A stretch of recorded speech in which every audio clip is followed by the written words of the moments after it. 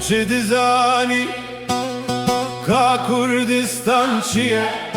اولات سر بلندی و آخا شیرانه تو چه دزانی کا کردستان چیه گر بی آخوه ده هر تیپ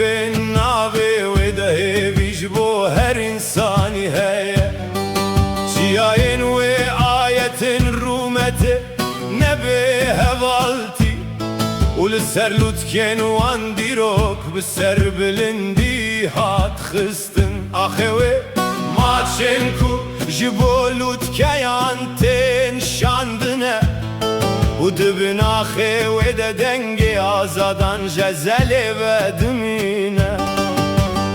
نتن آخه لین میجا خوینه وش هسترین سویان باوری هاتیه آفراندن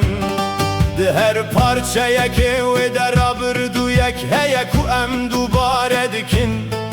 و ده دلین مین حسرت بار ده پیمانا دماندمینه ده هر گوشه یکی ده دنگی دایی که تی بهیستن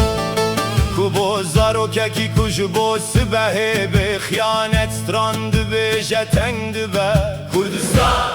تو خونی الولات منی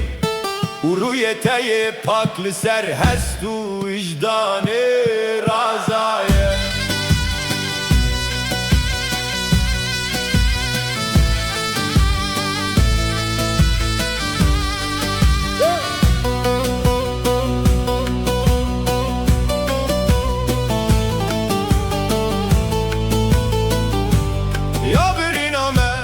Pak kujuma çan hatiye tevnandın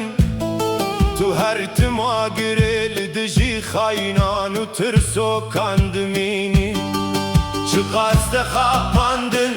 çıkastı demek de tefrotun lin hatu du vicdana mededici ledte de destaneke azadan heye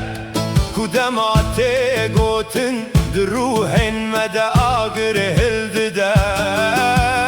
evçiye kuju bo mekel hakbun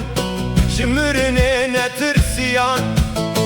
le bişereti berbi ve çumuj khuyna teronahi dizmane min deved birqa helbestan zindidike gerli serxeman razabın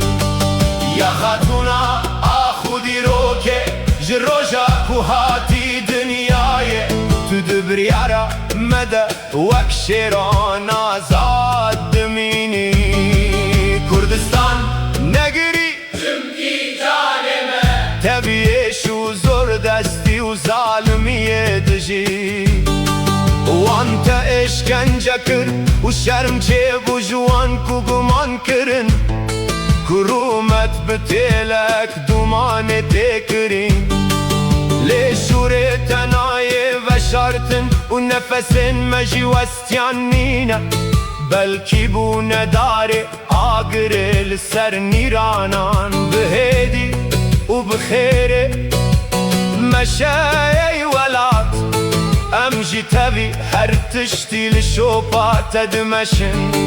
یا حسبکا کو هجی دبایه دکی شاندیه دلی من ددوم داری یا رومت و باوری شوتینه ام لسر پیمان خوانه تو تشت نکارمه بشکینه حتی کو اوین لچاوین تد ناو مدهبه کردستان دتدشان و شرف دشوته وشوري تايه توج ظالميه ناطر ساي